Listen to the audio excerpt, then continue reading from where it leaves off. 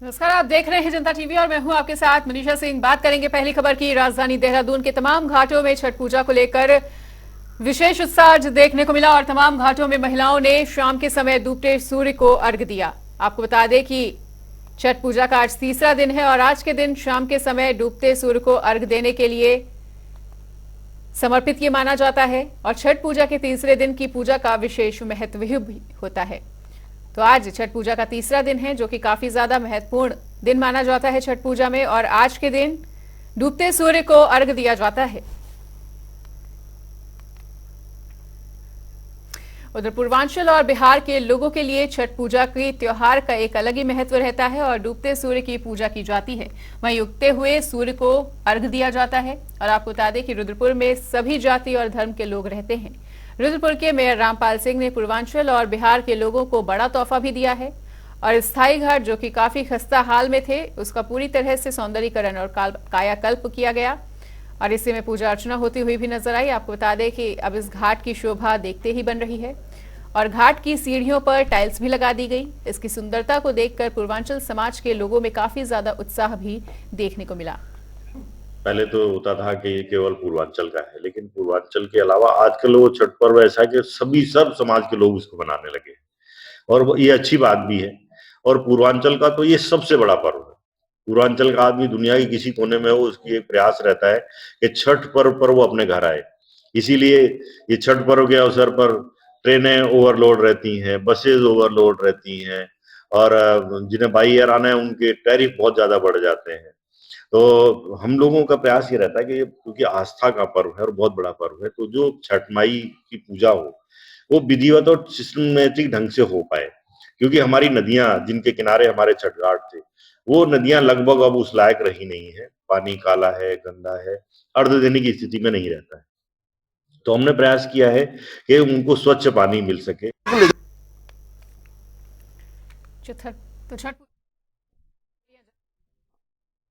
और विशेष उत्साह भी देखने को मिला। आपको बता दें कि आज छठ पूजा का तीसरा दिन है और छठ पूजा के तीसरे दिन डूबते सूर्य की पूजा की जाती है और कल उगते हुए सूर्य को अर्घ्य देकर छठ पर्व का समापन हो जाएगा। तो छठ पूजा की छठा पूरे देश में इस वक्त देखने को मिल रही है और छठ घाटों को विशेष तरीके से आज सजाया भी गया है। आपको बता दें कि महिलाओं ने डूबते सूर्य को अर्घ्य देकर आज की पूजा अर्चना संपन्न की और कल सुबह उगते सूर्य को अर्घ्य दिया जाएगा। तो सूर्योपासना का महापर्व है छठ पूजा और छठ पूजा को लेकर पूरे देश में काफी ज्यादा लोग उत्साहित नजर आ रहे हैं। देहरादून में भी छठ पूजा की धूम देखने को मिल रही है और छठ पूजा का आज तीसरा दिन है। घाटों पर विशेष व्यवस्थाएं भी देखने को मिल रही हैं और आपको बता दें कि देश और प्रदेश के कोने कोने में छठ व्रती महिलाएं और व्रतधारी लोग काफी ज्यादा उत्साहित नजर आ रहे हैं। तो छठ पूजा में तीसरा दिन काफी ज्यादा महत्वपूर्ण माना जाता है और आज की पूजा का काफी ज्यादा महत्व भी माना जाता है क्योंकि आज डूबते हुए सूर्य की पूजा की जाती है और कल यानी छठ पूजा के चौथे दिन उगते हुए सूर्य को अर्घ्य देकर छठ पूजा के महापर्व का समापन होता है। तो शाम के समय डूबते सूर्य को अर्घ्य दिया गया और कल उगते सूर्य को अर्घ्य देकर इस पर्व का समापन होगा। और अधिक जानकारी के लिए इसी खबर पर हमारे साथ हमारे सहयोगी संजय प्रसाद जुड़ चुके हैं। तो संजय, आज डूबते हुए सूर्य को अर्घ्य दिया गया है और आज की पूजा का विशेष महत्व माना जाता है और काफी ज्यादा उत्साह नजर आ रहा है पूरे प्रदेश में छठ पूजा को लेकर। क्या कुछ कहना चाहेंगे? क्या कुछ ताजा तस्वीरें देखने को मिल रही हैं? आज क्या कुछ उत्साह देखने को मिला? जी हम हल्द्वानी में छठ पूजा की आप तस्वीरें देख सकते हैं। काफी उत्साहित यहाँ लोग हैं। पूर्वांचल की जो लोग हैं, पूर्वांचल से जो महिलाएं हैं, उनके द्वारा आज छठ का यहाँ पूजन किया गया है और सुबह जो है वो उगते सूरज को अर्घ्य दिया जाएगा। और बहरहाल महिलाओं में जो मान्यता है, जो पूर्वांचल की तरफ मान्यता है कि आज के दिन महिलाएं जिस किसी को भी अपना आशीर्वाद दिया जाता है तो उनके द्वारा दिया गया आशीर्वाद 100% सच होता है और वो आशीर्वाद काफी प्रभावशाली होता है। और छठ मैया से खासकर ये जो पूजा की जाती है, महिलाएं जो ये व्रत रखती है छठ का, ये अपने परिवार, अपने बच्चों के उज्जवल भविष्य के लिए, सुखी परिवार के लिए व्रत किया जाता है। और कल सुबह उगते सूरज को अर्घ्य देके इसका समापन किया जाएगा।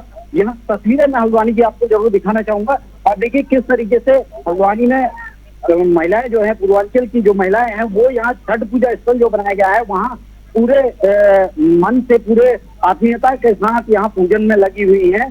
और साथ ही साथ जो इनके परिजन हैं वो भी सहयोग करने यहाँ पहुंचे हुए हैं। जी बिल्कुल संजय, तो आज छठ पूजा का तीसरा दिन है जो कि काफी ज्यादा महत्वपूर्ण माना जाता है। और छठ घाटों पर किस तरह की व्यवस्थाएं देखने को मिल रही है छठ पूजा को लेकर, क्योंकि कल काफी ज्यादा महत्वपूर्ण दिन होगा और कल उगते हुए सूर्य को अर्घ्य देकर इस महापर्व का समापन होगा। जी मनीषा, अगर व्यवस्थाओं की बात की जाए तो व्यवस्थाएं यहाँ चाक चौबंद हैं। खासकर पुलिस प्रशासन की तरफ से भी काफी व्यवस्थाएं की गई हैं। रूट को डाइवर्ट किया गया है और हैवी ट्रैफिक को जो है वो इस रोड पे, हालांकि ये मुख्य मार्ग है, रामपुर रोड कहलाता है, दिल्ली का मुख्य मार्ग है, लेकिन इसके बावजूद यहाँ इसको ट्रैफिक को डाइवर्ट किया गया है। फिलहाल अभी छोटे वाहनों के लिए आवाजाही चालू है, लेकिन कल जो है कल सुबह की भीड़ को देखते हुए इस रोड को पूरी तरीके से प्रशासन ने नो ट्रैफिक जोन बनाया है और साथ ही साथ सुरक्षा के लिए भी यहाँ कड़े इंतजाम किए गए। ठीक है संजय, तो हमारे साथ जुड़ने के लिए और इस तमाम जानकारी को साझा करने के लिए आपका बहुत बहुत शुक्रिया। तो छठ पूजा का तीसरा दिन है और काफी ज्यादा उत्साहित लोग नजर आ रहे हैं। तमाम व्यवस्थाएं भी की गई हैं और व्यवस्थाएं काफी ज्यादा चाक चौबंद भी नजर आई हैं।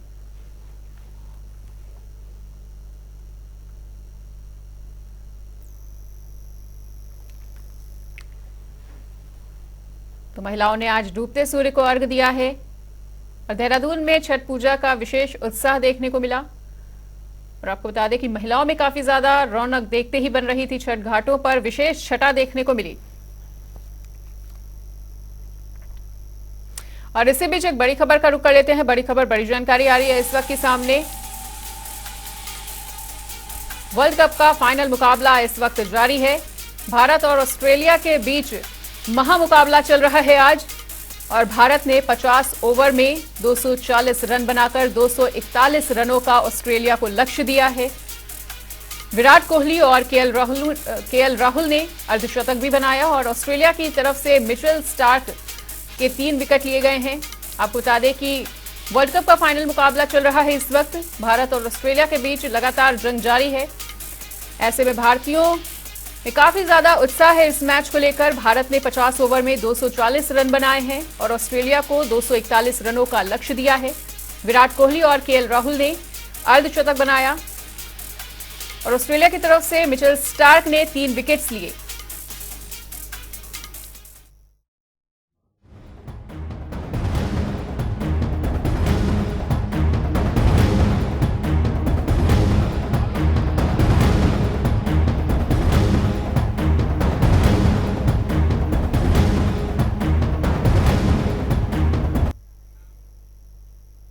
और अब बात करेंगे सुरंग में फंसी जिंदगियों की। उत्तरकाशी के सिलक्यारा में एक निर्माणाधीन सुरंग में फंसे हुए 41 श्रमिकों को बचाने के लिए तमाम प्रयास किए जा रहे हैं और आज रेस्क्यू ऑपरेशन का 8वां दिन है। पहाड़ी के ऊपर से एक वर्टिकल होल बनाने के लिए ड्रिलिंग की जा रही है और ताजा जानकारी के अनुसार पीएमओ ने अब विभिन्न एजेंसियों के माध्यम से इन 4 मोर्चों पर एक साथ बचाव अभियान चलाने का निर्णय लिया है। आपको बताना चाहेंगे कि NHIDCL, ONGC, ASJ, VANL, THDC और RVNL को जो जिम्मेदारी दी गई है, उसके अलावा BRO और भारतीय सेना की निर्माण शाखा भी बचाव अभियान में सहायता कर रही है।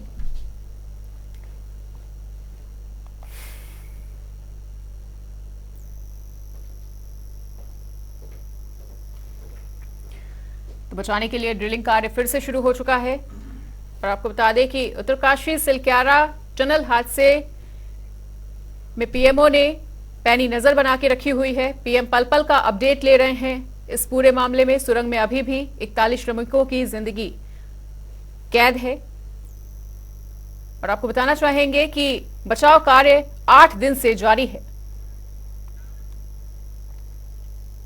उधर केंद्रीय सड़क परिवहन मंत्री नितिन गडकरी और सीएम धामी एक बार फिर से हादसे में जारी रेस्क्यू ऑपरेशन का निरीक्षण करने के लिए पहुंचे हुए थे और इस दौरान दोनों ने राहत और बचाव कार्य में तेजी लाने के निर्देश दिए हैं। वहीं केंद्रीय मंत्री नितिन गडकरी ने कहा कि पिछले 7 से 8 दिनों से हम मजदूरों को बचाने की हर संभव कोशिश कर रहे हैं और उन्हें बाहर निकालना हमारी सर्वोच्च प्राथमिकता है। वहीं सीएम धामी ने कहा कि रेस्क्यू में सभी विशेषज्ञों की टीम काम कर रही है। पिछले 7-8 दिनों से इस आपत्ति का मुकाबला हम सब लोग सब प्रकार के प्रयासों से कर रहे हैं। जो अंदर में जो लोग बैठे हुए हैं, जो अटके हुए हैं, उनके प्रति भारत सरकार को, उत्तराखंड की सरकार को और देश की जनता को उनकी सबकी बहुत चिंता है और हमारी सर्वोच्च प्राथमिकता है कि किसी भी प्रकार से उनकी जान बचाए, उनको बाहर निकाले। आज करीब 2 घंटे मैंने हम लोग सभी कंसर्निंग ऑफिसर जो यहाँ काम कर रहे हैं उनके साथ सभी प्रयासों के बारे में टेक्निकल चर्चा हुई। इसमें विशेष रूप से जो टेरिन है हिमालय का, इसमें एक प्रकार का स्टार्टर नहीं है। सभी प्रकार के जितने भी विकल्प हैं उन सभी विकल्पों पर काम हो रहा है और सभी विशेषज्ञों की टीमें यहाँ पर काम कर रही है। जितनी भी विशेषज्ञता है सभी लगाई जा रही है। हमारे प्रधानमंत्री आदरणीय नरेंद्र मोदी जी के निर्देशन में, उनके मॉनिटरिंग में लगातार इस पर काम चल रहा है। श्रमिक भाइयों का जीवन बचाना हमारी पहली प्राथमिकता है, उनको बाहर निकालना। उस काम के लिए राज्य सरकार हर संभव जितनी भी एजेंसियां हैं उन एजेंसियों को संपूर्ण मदद देने के लिए तैयार है, संपूर्ण मदद दी जा रही है।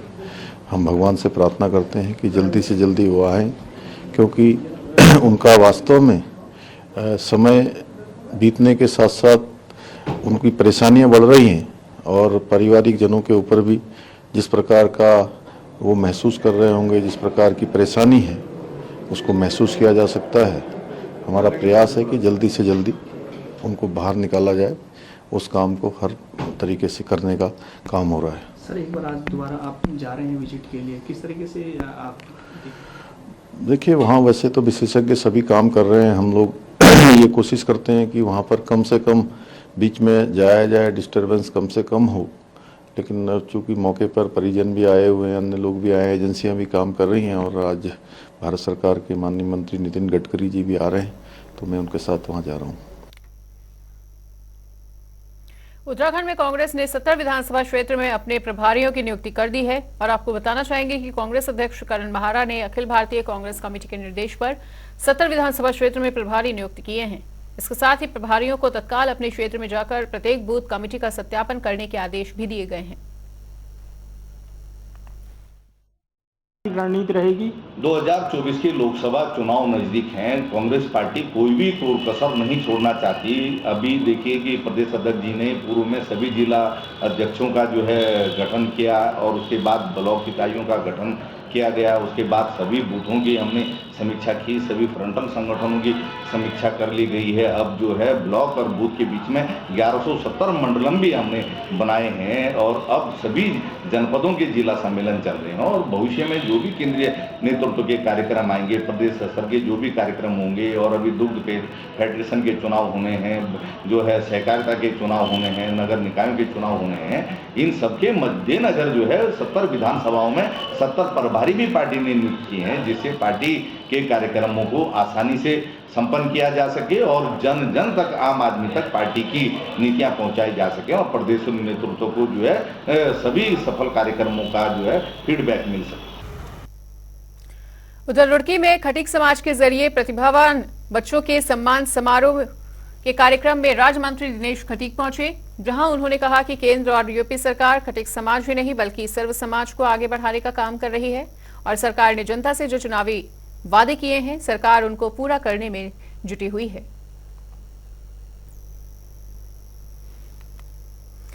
श्री बद्रीनाथ धाम के कपाट शनिवार 18 नवंबर को शीतकाल के लिए बंद होने के बाद देव डोलियों का पहले प्रवास के लिए प्रस्थान हुआ और कपाट बंद होने के बाद आज सुबह 10 बजे बद्रीनाथ धाम से प्रस्थान कर श्री उद्धव जी, श्री कुबेर जी और रावल ईश्वर प्रसाद नंबूदरी सहित आदि गुरु शंकराचार्य की गद्दी बद्रीनाथ के धर्माधिकारी आचार्य राधा कृष्ण थपलियाल और वेद पाठी रविंद्र भट्ट एवं सैकड़ों श्रद्धालु हक हकूक धारियों के साथ देव डोलियां योग बद्री मंदिर पांडुकेश्वर पहुंची, जहां देव डोलियों का भव्य स्वागत हुआ।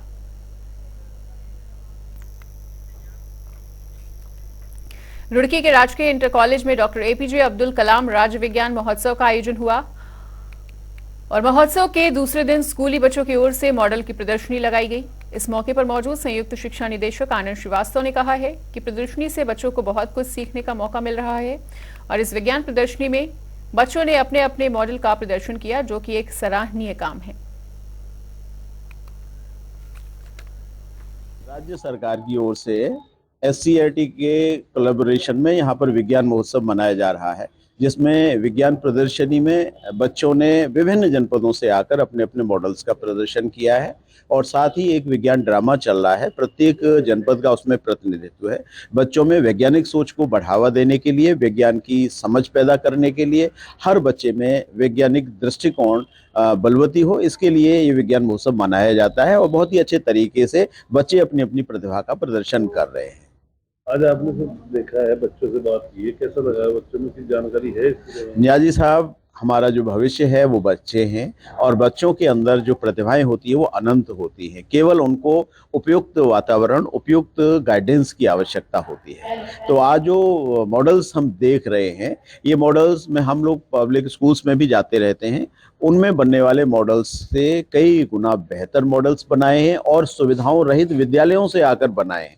बच्चों के पास मॉडल बनाने के लिए, सामग्री खरीदने के लिए पैसा भी नहीं होता, लेकिन इसके बावजूद भी उन्होंने जैसे तैसे करके ये मॉडल्स बनाए हैं। बच्चों के अंदर प्रतिभा की कमी नहीं है, हमें बच्चों से बहुत उम्मीदें हैं। बहुत अच्छी प्रेजेंटेशन रही और साथ में मैं उन विज्ञान शिक्षकों को भी बधाई देना चाहता हूं जिन्होंने गाइडेंस देकर इन बच्चों को तैयार कराया है और उनकी गाइडेंस ही है जो बच्चों को इस मुकाम तक ले आई है। पूर्व प्रधानमंत्री स्वर्गीय इंदिरा गांधी की जयंती पर देहरादून स्थित कांग्रेस मुख्यालय में श्रद्धांजलि सभा का आयोजन किया गया और यहां पार्टी के तमाम कार्यकर्ता मौजूद रहे।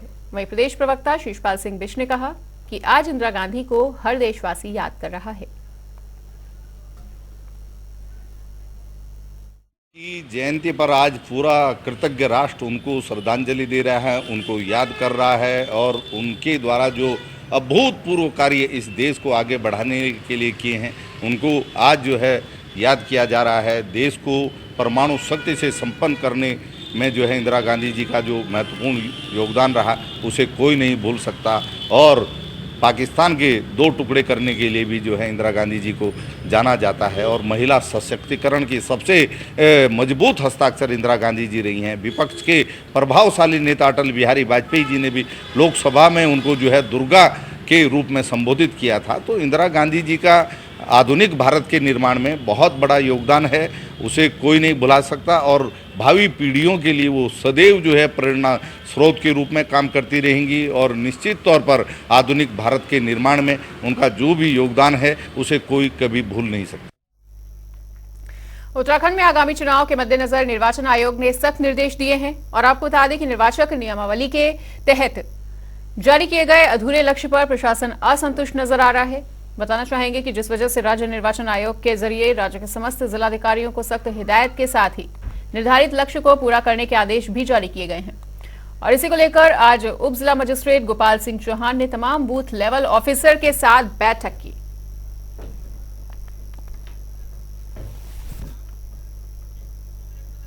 और अब रुक करेंगे 2 मिनट में 10 बड़ी खबरों का।